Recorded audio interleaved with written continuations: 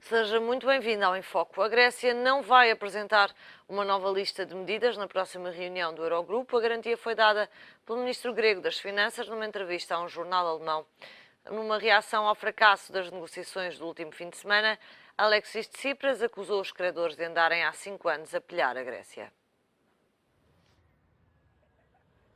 Pouco mais de meia hora foi quanto durou a esperança dos gregos na última ronda de negociações com os credores. O plano apresentado a Bruxelas foi mais uma vez chumbado por ser considerado insuficiente. O documento citado pela imprensa grega continha ainda assim algumas novidades. Entre as medidas propostas estava a criação de uma taxa de 12% para as empresas com lucros superiores a 1 milhão de euros, o aumento da taxa de IRC de 26% para 29%, cortes na defesa, taxas sobre o jogo online, auditorias a contas bancárias, a reforma do IVA, entre outras, que todas juntas continuam a não chegar para satisfazer os credores. Alexis Tsipras já manifestou a revolta pelo fracasso.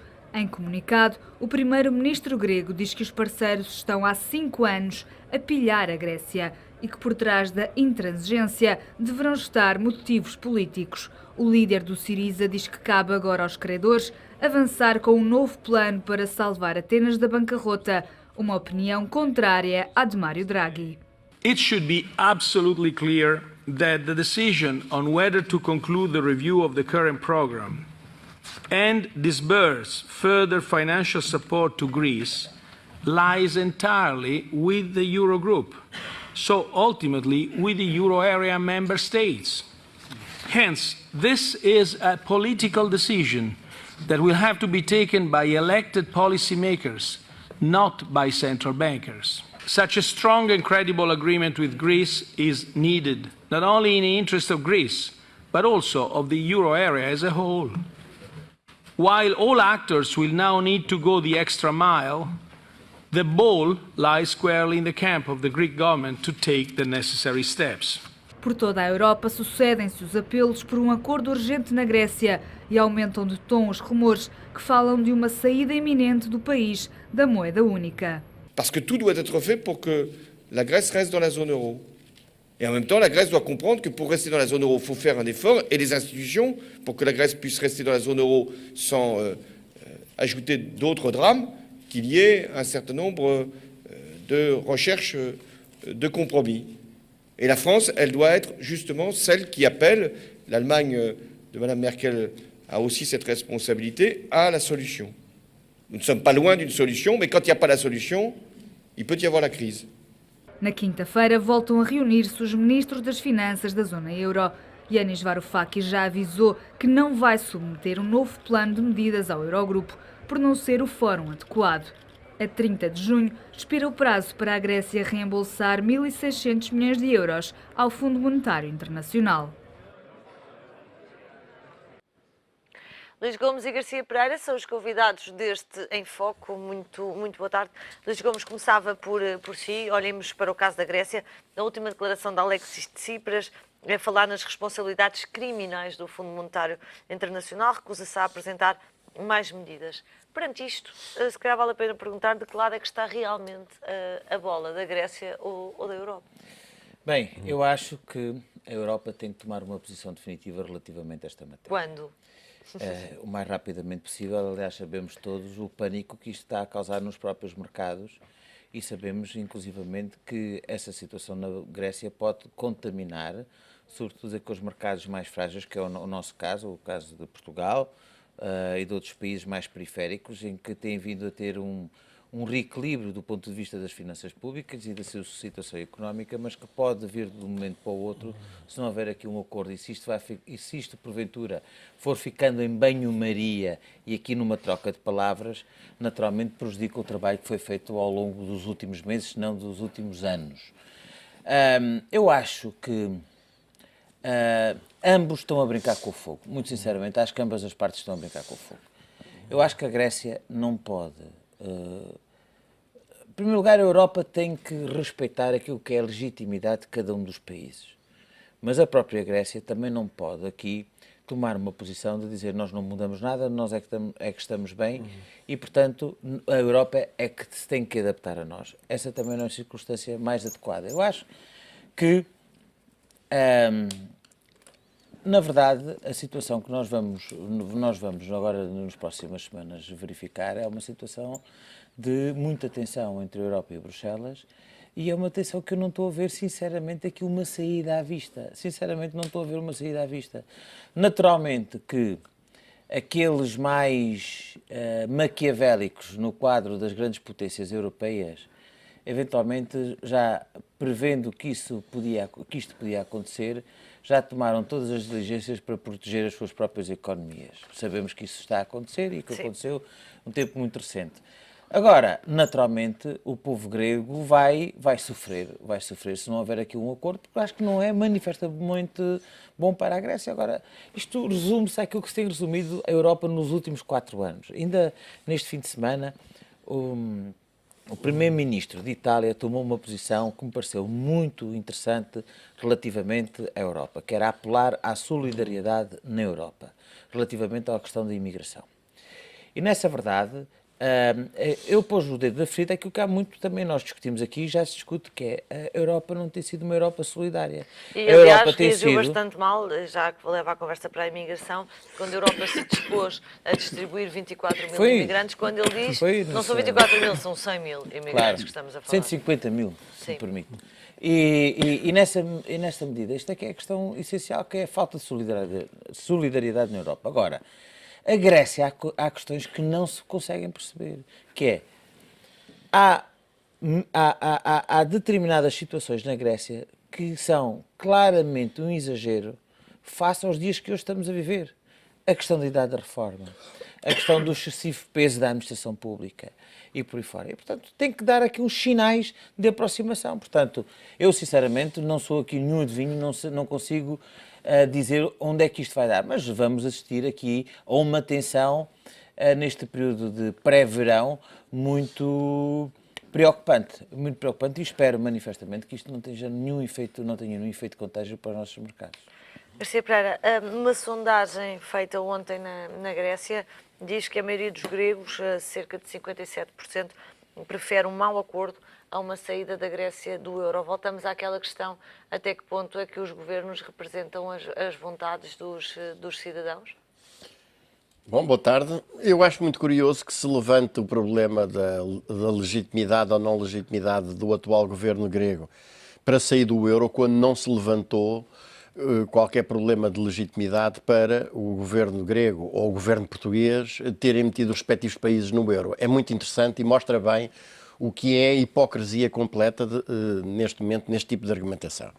Mas vamos lá ver, eu acho que o povo português deve apoiar o povo grego na luta que ele está neste momento a travar. O que está aqui em causa, neste momento, o principal ponto de divergência é a questão dos cortes nas pensões em nome da necessidade do pagamento da dívida. E eu acho que vale a pena nós vermos de novo como é que esta dívida foi constituída e como é que se chegou à situação atual lá e cá. E o que aconteceu foi que, como se sabe, o regime a nível da União Europeia era o de que o Banco Central Europeu podia emprestar dinheiro aos bancos, mas não podia emprestar dinheiro aos Estados. E os bancos gregos neste caso, foram sucessivamente endividando a bancos, sobretudo aos bancos franceses e aos bancos alemães. E quando os bancos gregos estavam todos falidos, os donos disto tudo, os donos do sistema financeiro capitalista europeu, a medida que tomaram foi impor que essa dívida, que era uma dívida privada dos bancos e que deviam ter ido à falência, deviam ter sido nacionalizados, fosse assumida como uma dívida dos Estados.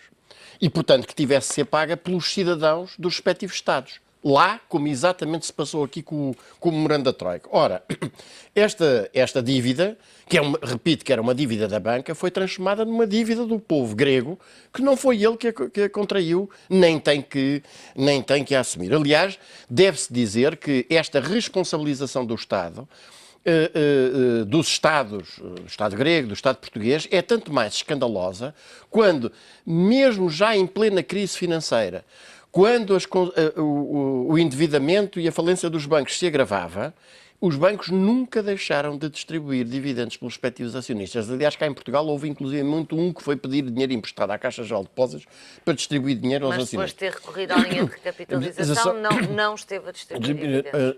Sim, mas distribuiu-os enquanto pôde. E a questão é exatamente essa. Quer dizer, enquanto pôde beneficiar daquele negócio da China, consistente em ir buscar dinheiro ao Banco Central Europeu a 0,5% e depois emprestar aos Estados a 3, 4, 5, 6 vezes, isso fez sempre e acumulou a dívida pública, Garcia Pereira, é feita e contraída pelos Estados para pagar déficits, ou seja, gastos a mais. O memorando da Troika, o que fez em Portugal, e aquilo que está a tentar impor, deixe-me só terminar. Troika, é disso que estamos a falar, pagamento no que estamos a falar, o que estamos a falar é como é que um país como a Grécia ou como Portugal chega a uma dívida gigantesca como aquela que neste momento nós temos, que está, como se sabe, para cima dos 130% do PIB. E chega-se porque aquilo que era uma dívida da banca é, no caso português, através do memorando da Troika, transformado numa dívida pelo qual o Estado se responsabiliza, por cujo pagamento o Estado se responsabiliza. E é transformada de uma dívida privada da banca numa dívida pública. E colocados o povo, isto é, os trabalhadores, a pagar essa dívida. Portanto, isto é o primeiro ponto que eu acho que vale a pena assinalar aqui. Portanto, esta dívida é uma dívida que o povo grego não tem que assumir como sua, porque não foi ele que a contraiu, nem foi contraída em seu benefício. Segundo ponto, o caminho a seguir, a luta a travar, é uma luta relativamente simples.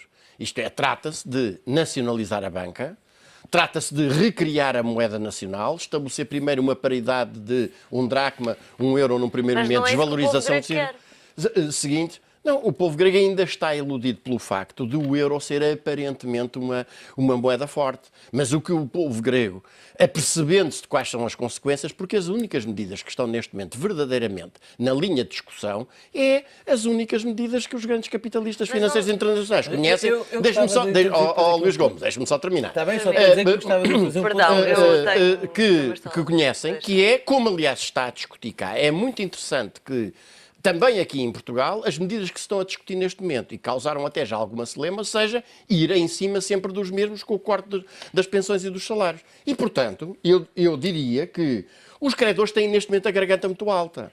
Mas a verdade é que, se o povo grego se mantiver firme, arrisca-se a ficar pendurado sem conseguir ser pago dos respectivos créditos. E, por isso, eu repito, que é muito importante, não apenas por uma questão de solidariedade, mas, último ponto, e ouçam bem o que eu estou a dizer, nós vamos ter exatamente um processo desses cá. Nós vamos ter um processo desses cá. E, seja com aqueles que têm governado o país até agora, seja com um PS, com um senhor como o Sr. António Costa, que é, evidentemente, um ilusionista, que não, ilude completamente, que aceita a lógica do pagamento da dívida, mas está a ocultar ao povo português como é que vai pagar, nós vamos estar confrontados dentro de algum tempo exatamente com a mesma questão. E a questão que se põe é, precisamente aqueles que mais sacrificados foram, mais gemiferaram foram até agora, se podem aceitar como seu destino ainda terem salários mais baixos e pensões mais cortadas ainda. Luís Gomes. Eu registro esta alteração, não digo que a alteração de opinião de Garcia Pereira relativamente a António Costa, mas aqui há um extremar de posição relativamente ao António Costa. Quando o António Costa não vem cá o PS, o programa há um certo tempo. mas eu estou atento que hoje vejo as gravações. Estou farto de dizer que o António Costa é um Hollande português. Mas ao princípio dava mais o benefício da... Não é verdade. Não é de todo verdade. Pronto, mas isto é um juízo pessoal, não é verdade absoluta naturalmente. Agora, relativamente a essa matéria, eu quero dizer o seguinte, é evidente, só agora para falarmos um bocadinho de António Costa, que hoje eu acho que as pessoas estão fartas dos políticos ilusionistas. Não quer isto dizer que António Costa seja ilusionista. Ou seja, eu acho que os políticos... Quer dizer, dos políticos que não se assumem claramente aquilo que defendem, aquilo que é o seu princípio, aquilo que é o seu programa. Se nós hoje formos perguntar a António... Nós sabemos que o Pedro Passos Coelho, o programa que defende e a agenda que tem. Toda a gente sabe, podemos concordar ou não concordar, mas toda a gente conhece a sua agenda. De António Costa ninguém conhece. Um dia diz uma coisa, outro dia vez outra, procura passar nos intervalos da chuva e, portanto, eu acho que os portugueses, o que hoje, e era um excelente contributo que António Costa dava ao país, era dizer efetivamente o que é que quer para o país. E as pessoas hoje deixam de respeitar os políticos, são os políticos cinzentos, os políticos que dizem... Há muito Guterres com o devido respeito, quer dizer... os políticos que dizem em função das circunstâncias, em função da sondagem, em função dos estudos de opinião, por aí fora. E é o que se passa hoje relativamente à questão da Grécia. Porque António Costa procurou colar-se às eleições gregas, ao grande vencedor das eleições gregas, quando foi. Aliás, o PS antes, com o seguro, foi o mesmo com o Hollande, mas depois já Hollande passou de bom para mau. Agora é o Syriza, agora já nem se fala no Syriza ali no Largo do Rato. Isto porquê? Isto porque não são capazes de afirmar o caminho que querem efetivamente para Portugal. Relativamente aqui à questão do Syriza e da questão grega, acha aquilo que é o esforço que hoje a União Europeia pede à Grécia é um esforço que oscila em 0,05% do PIB em 2015 e 1% do PIB em 2016, relativamente às poupanças da administração pública, do Estado, digamos assim. E até diz, bom, essa poupança não tem devido à redução das formas das pensões das pessoas. Os senhores façam a gestão que entenderem, mas tem que haver aqui uma poupança de 0,05 este ano e 1% do próximo ano. Eu acho isto uma atitude absolutamente razoável. E acho esta atitude tão razoável, como nós sabemos que havia extremado posições no início das negociações, aqui há uns meses esta parte. Houve claramente uma aproximação. Pronto, só para terminar. E dizer o seguinte, aqui o grande problema é que esta discussão está-se a tornar a ver quem é que vai ganhar a discussão. E enquanto a discussão nunca pode ter um vencedor, nem nunca pode ter um perdedor naturalmente. Tem que haver ali uma situação de meio caminho de compromisso. Está a perder, porque, exatamente, porque para já toda a gente está a perder e o povo europeu também está a perder. Só, uma vez que replicou, deixa-me só te replicar rapidamente. A questão não é, como por vezes ouve dizer, os gregos ou o povo grego e a Europa. A questão é uma luta política entre o povo grego e os grandes interesses financeiros da Europa, com a Alemanha à cabeça. Esta é uma luta política, não é uma luta financeira.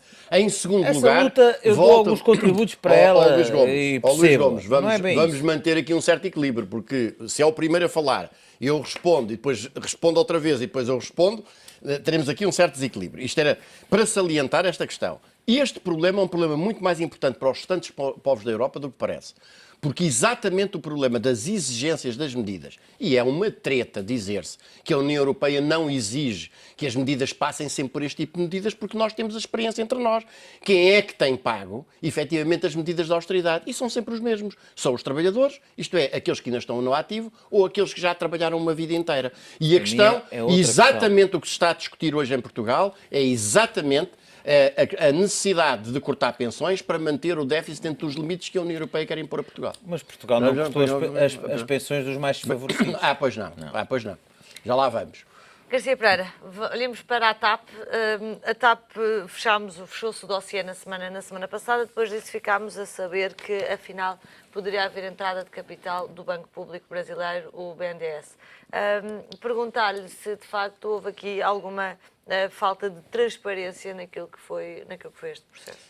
Bom, antes de mais, não se fechou dossiê nenhum. E aquilo que o que se está a assistir neste momento é que, depois do Governo ter afirmado que estava tudo tratado, tudo resolvido, agora em cada dia que passa começam a sair coisas debaixo das pedras. E a última é esta, que afinal as centenas de milhões de euros estavam para entrar na TAP para capitalizar a TAP, são um flop perfeito, porque aqui, o que vai acontecer é que o que esta operação significou, repito, com comissões para aqueles que a viabilizaram, e é isso que explica a pressa com que esta operação está a ser conduzida a todo o transe, foi ir-se contratar um indivíduo, vender a TAP a um indivíduo, para ele vender a TAP a seguir, porque vender os aviões para depois os ir alugar a seguir é o grande negócio que está aqui em causa. Evidentemente que uma companhia com menos aviões significa uma companhia com menos rotas, com menos trabalhadores e com um encaixe que, pelo que se conhece desde já, e ainda faltam outros pormenores, 10 milhões de euros, o que é verdadeiramente um escândalo, sabendo nós o que é que a companhia efetivamente vale, só os direitos de tráfego. Mas isto levanta uma outra questão que eu não quero deixar de sublinhar muito rapidamente. É que isto mostra, e outro problema que se tem aqui de levantar, é que agora falou-se na Comissão, no Conselho de Prevenção da Corrupção, e o próprio Dr. Guilherme Oliveira Martins veio referir que vai agora intervir. Agora? Porquê só agora? Agora, depois da negociata estar consumada, é que esse Conselho, que aliás ele reconhece que não tem pessoas com capacidade e competência em condições de fazer uma análise efetiva do termo. E segunda questão, porquê é que a Justiça, em particular o Ministério Público, fica sempre atrás dos acontecimentos em vez de ir em cima deles? O que está aqui em causa, e era outra notícia da atualidade de hoje, é que há uma diretiva comunitária que finalmente vem dizer que o problema da corrupção, mostrar que o problema da corrupção em Portugal só poderá ser eficazmente combatido quando o problema da corrupção também for combatido na justiça, isto é, quando os juízes e os procuradores virem os seus patrimónios devidamente examinados. Neste momento há uma diretiva comunitária que Portugal vai ter que transpor em 2 anos que prevê exatamente essa possibilidade, porque até aqui o que nós temos visto são os santinhos dos superjuízes e dos superprocuradores a nunca ver a corrupção onde ela está. E este caso da TAP é um caso, manifestamente, um caso de polícia. Luís Gomes, soubemos de muita informação já depois de ter sido anunciado o vencedor. Aliás, o contrato de promessa será assinado no dia 24. O Ministro Pires de Lima diz que quer fechar isto o mais rápido possível. Esta pressa ficou bem ao Governo? Eu acho que é preciso nós recuarmos e termos aqui a precisão dos factos históricos. Em primeiro lugar, a alienação da TAP estava prevista no memorando de entendimento de Portugal com a Troika. Esse memorando não é da responsabilidade deste Governo, é da responsabilidade daqueles que hoje criticam aquilo que o próprio Partido Socialista fez. Mas portanto, o Partido Socialista diz que sim, era alienação, mas não era alienação da maioria do capital. Está bem, sim senhor.